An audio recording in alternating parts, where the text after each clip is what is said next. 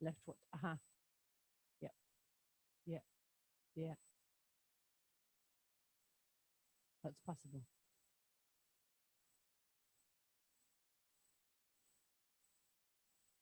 Yeah.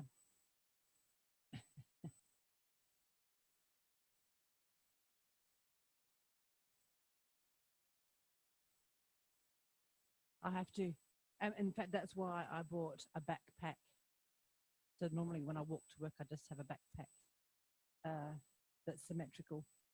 And when I have to carry a bag, then I rotate it. Otherwise, I get very lopsided. Mm.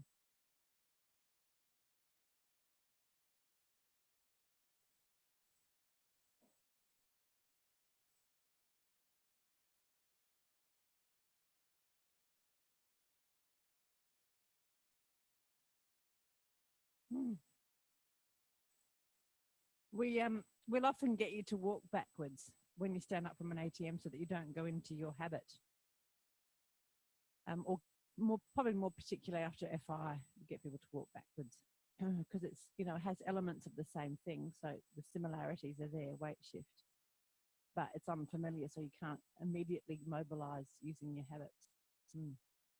I wouldn't recommend it as a, you know, that's right.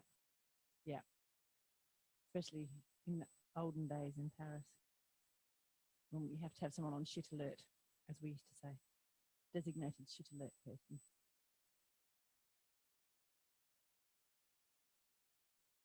Yeah, yeah, yeah.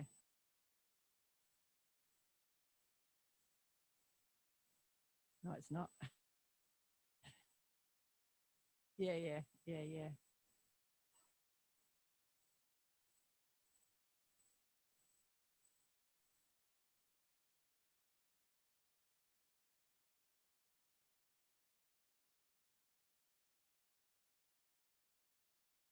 Mm. Yeah, yeah, yeah, yeah, yeah. So when you ask your kids to give up their dummy and stuff, you're a little more empathetic. Yeah, there's a reason for habits. They're not. It's not laziness, or it's an efficiency thing. That we do. From a neurological point of view, it's really efficient. It drives things to parts of the brain that are not so uh, energy demanding. Um, Partly energy, yeah. So yeah, and that's a real feeling aspect of it. But from a purely sort of neurological point of view, when we do something with awareness, which is what we have to do when something's new, you might have noticed it's quite tiring. So the conscious part of the brain is big and it's really demanding. I mean, the brain is demanding of energy anyway. It's the most demanding organ. But the conscious part is super demanding. I call it the prima donna. It just needs attention and constant feeding. So if you do this is it's not a paradox in Feldenkrais actually, but it's something that we don't often admit to. If you do everything with that full-on consciousness all the time, it's really tiring. There's just some things that you want to send subterranean, as it were, subconscious, relatively subconscious, like walking, balancing. It's not like we're not attending to them, but we're backgrounding them. Now, I don't think Julie will mind me saying this. Do you mind me saying your story? What we talked about? So Julie's had an injury where she has to do a lot of stuff really consciously, walking, and it's tiring, right? Is that right to say? Yeah. So a lot of people that I work with who are really intelligent, that's the way they get by. So they've made this really intelligent decision that if these more subconscious parts aren't available to do the habitual, then they have to do it consciously, and it's super tiring, super tiring. You know that. The fatigue related is enormous. So, and it's not a fatigue that's ameliorated by being fitter. It's just bloody tiring. So when we're talking about awareness, we're not talking about walking around with this super, aware of everything. It's kind of, is your awareness more flexible? So can you bring things to your awareness and then sink them down, and bring them to your awareness and sink them down? but not stay in this hyper. Otherwise, you could actually look like you're just hyper vigilant. You know, if you look at someone who's really aware, you know, the dark side of really aware is hyper vigilant, and that's, you know, PTSD.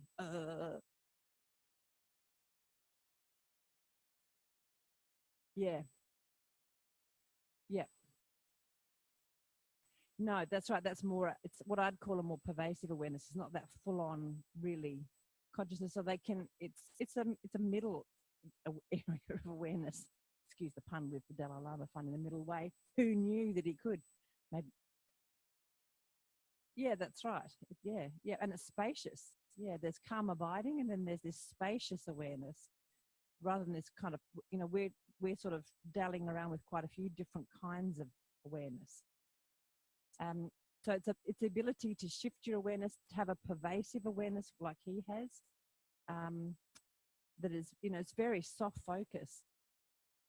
But, you know, I mean, those guys have down-regulated their whole nervous system in a way that we can't even imagine. You know, they are just phenomenally organized.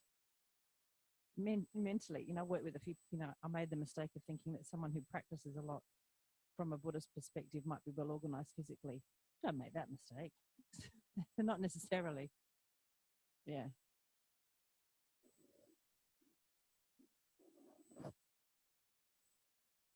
Yeah, absolutely. Absolutely. And I've run classes to help people sit easier. And yeah, it's really interesting. I'm not, it's not a judgment. It's just, I made an assumption. Like in my early days of practice, I made an assumption that, oh, what could I teach a dancer? Well, you know, plenty. Where's dancers in the room? Philip is not here. Oh, there you are. Sorry, you haven't got your red on. Yeah, you are present. Sorry, you're normally over there. You see, I've already typecast you as over there. You know, so yeah, they can teach me a hell of a lot too. But it's not like, because I thought dancers were like super movers, you know, like super everything, super sensors, super movers, super everything. And of course, some of them actually switch off. They don't want to sense anything because it hurts in certain kinds of dance. Not, I'm sure, not in the way you train people. Yeah.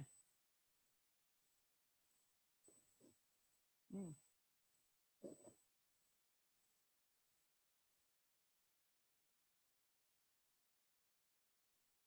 Yeah. Yeah. Yeah.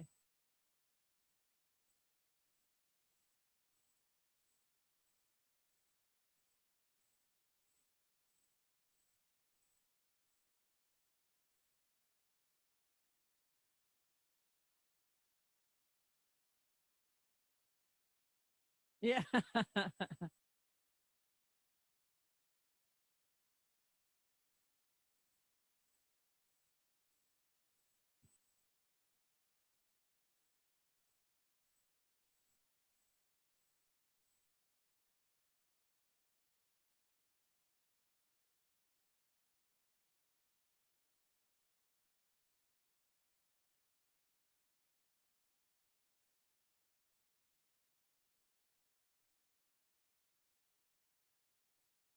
Yeah. Yeah. Yeah. Yeah. Yeah. Yeah. Yeah. And one of my colleagues in Adelaide, Ollie Black, some of you might know, she was a circus performer, and she did a road show with Feldy, working with young circus performers going around various troops. And that was really, they're a very hard group. Young, you know, you mentioned about how do you sell this to young people, see what you've been thinking about. She really had to modify her language and come up with a whole lot of different stories, because young circus performers in particular, you know, egos as big as the tent. And, you know, and they want to do tricks. So they don't want to go small. So she had to find a sort of way of getting them interested in small, and you know, start actually, what she'd end up doing, she would go big and go with their pattern, as it were, which is a classic Feldy trick, go with what they wanted. And then she'd just sneak in little small things, and then they would notice a difference. And then she got the hook. So it's that idea of going with the pattern, going with what people know and what they expect, and then adding in a little Feldy hook and seeing if they notice a difference. But she, you know, she never made the assumption that they were good at sensing themselves, whereas I did. It's not to say that's, yeah, yeah, yeah,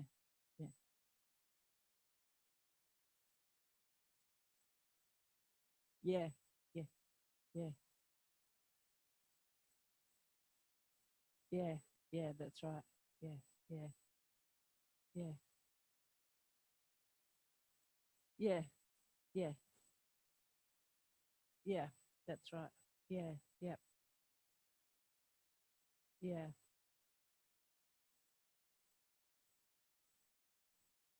Oh, the orientation is good. Yeah, the orientation. Yeah, and that's learned. Yeah, yeah. Well, they become fit. Yeah. And when I say I work with some dancers who just don't sense themselves, and that's from a certain kind of lineage. And I've done some research work with the Australian Dance Theatre, and they are, well, maybe Gary just gave me the nice ones to work with. They are phenomenally lovely people, and it was a combined project with dancers and people with stroke using feedback. And they were like natural therapists in terms of how to coach people and what to sense. And, it was just one of the best weeks of my life working with them. A couple of girls, and what's he's a fabulous dancer, the Asian dude, what's his name? I remember anyone know, you don't know ADT because why would you? Yeah, longer hair. Uh, Dance theatre, Australian dance theatre. Yeah, they do, it's modern, well, I don't know what you might call it, modern dance. I call it bloody awesome. That's what I call it. I'm a bit of a fan. You have to be, don't you, coming from Adelaide? And they are bloody awesome, aren't they?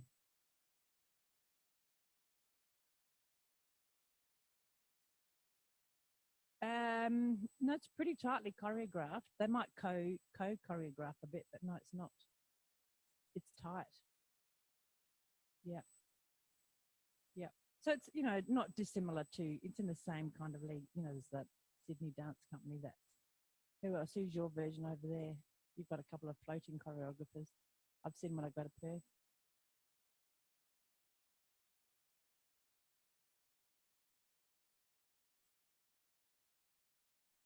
Yeah. So those that kind of look. Uh, anyway, I've digressed. Who knew that I could digress? Um, any other questions before we get down to business?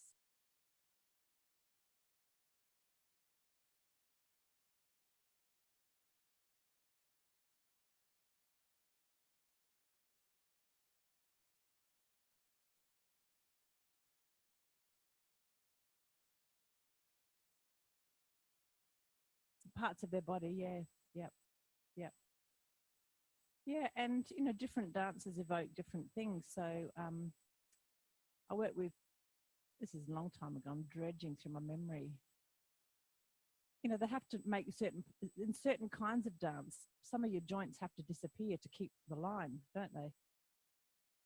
Not just, what I mean, but to keep the line, you've got to be straight, right? And so there's not a lot of pelvis I work with one person. She could not unlock her pelvis to save her life. She was just locked here all the time here. She had no, and it's not her fault. It was her training and her idea of that kind of dance. But she was locked in extension, and that was her image of herself as that she was more in the ballerina kind of. This is a while ago, and I don't see them anymore. And I think because I think they're dying out. Would you say that real? Like I can't unbend and I can't move my pelvis differentiated from my trunk. Yeah. Well, everybody, yeah. Not like that anymore. No. No, I'm talking about, a different generation. In the Adelaide training, we had we used to call them the super movers. So there was a couple of dancers, young dancers and a couple of young circus people. And they really wanted to dispel this myth that they don't have trouble and that they can't feel stuff. They just wanted the room to know that because the room was kind of nervous about working with them because you can imagine if you call people the super movers, it's a bit of a, and they just really wanted to debunk that. That's kind of what I'm saying is we've all got something to learn. and we're all special. Maybe it's not a conversation I should have brought up, but we've all got something to learn. Let's just say that.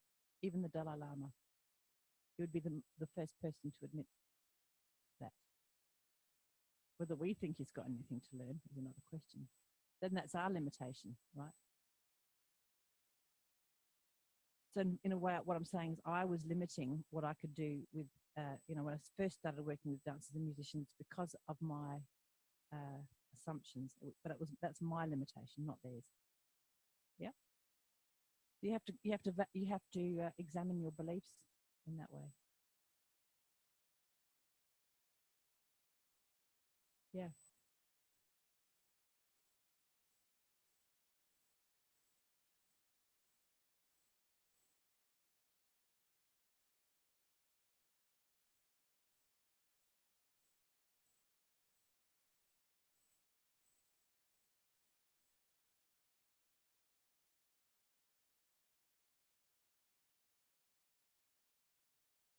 Yeah. I mean, if you ask a performer who's doing something that's really hardcore gymnastics, sometimes they do get into the zone and it feels effortless.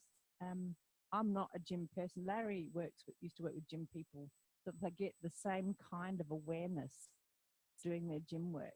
But it's really hard in a gym if you're working in equipment because you're constrained by the equipment. You can't find the trajectory that is effortless for you. And that's, we'll talk a lot more about constraints from a systems theory point of view, but when I observe people working in the gym, what really gets in the way of them finding their pattern and trajectory and having variety is that the machinery is designed to not have variety. It's designed for repeatability. And that's what's kind of a little bit contrary to what we're saying. However, doing weights, yes, you could.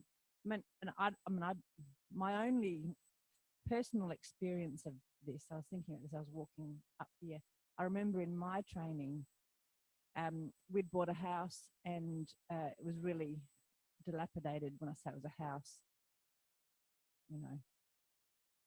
it was mostly a house. So we had to redo everything and, dig trenches to put pipes in and stuff. And it was, it was a long block because I had to dig a trench from the back fence up to the house. Something or other, pipes, something, I can't remember. And it was a really, really great experience because I started off digging and I have never been physically fit. I don't get great joy out of, being physically active. Anyway, I thought, well, I've got to do this. And you look at the end of the yard and you go, I have to do it. So, and I just come back from a segment. So I started off digging and it felt really awkward. And just like when I ask you to do something here that you can't do, or that you feel really spastic doing, or digging, brushing with your left hand or something. So I stayed with the Feldenkrais kind of exploration. Okay, if I try like this, if I shift my weight more here, so I really consciously kind of turned it into a little ATM around changing my orientation. If I look more here, if I look more there, if I change the timing of the swing, so when can I use momentum or not, using different muscle groups, can I keep my awareness of my whole self in that kind of background way and then foreground things. And I dug for the whole day and wasn't stiff or sore the next day. And at the end of the day, it was easier than at the beginning. And for me, that was kind of, this stuff works. Because that's really physical. I don't need to give you the Adelaide soil is clay. It's hard stuff. So that's my version of gym work. I will do physical activity. It just has to be purposeful. So, and this is something that you guys, if that's where you like to go, how do you take the work into that forum?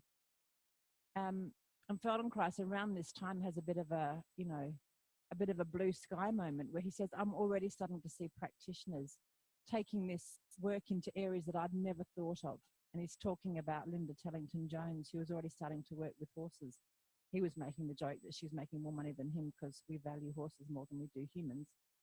Kind of true. And he said, why didn't I think of that? He didn't think of that. Why should he? But, So what you think of to do with this work, I won't have thought of. And what you do with it is going to be fantastic. Yeah. So if you want to go into gyms, there's a couple of personal trainers downstairs. Glenn's that little older nuggety guy. Don't tell him I called him that.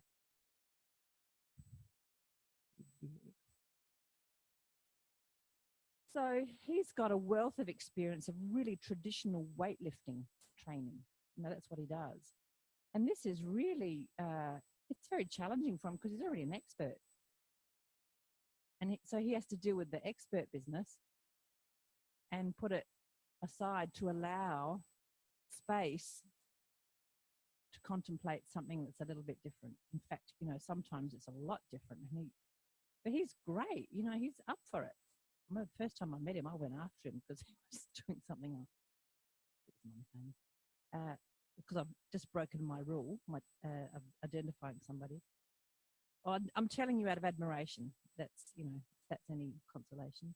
And I really admire the way he can do that. He can put his undeniable expertise in his world, which is close, and be challenged in a way sometimes to his core with some of this stuff. And how he integrates that, it's marvelous. Because he's found a way, I think, for it to not be so contradictory. Anyway, blah, blah, blah, blah, blah. Yeah, absolutely. Yeah. I'm not telling you. I shouldn't have said it in the first place. That was really bad of me to say it in the first place. Her name is Rochelle.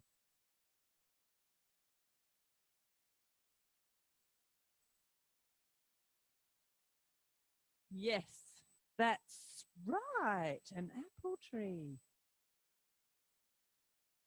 with a raven called Bruce. Now, I think that's enough. You want to line your back?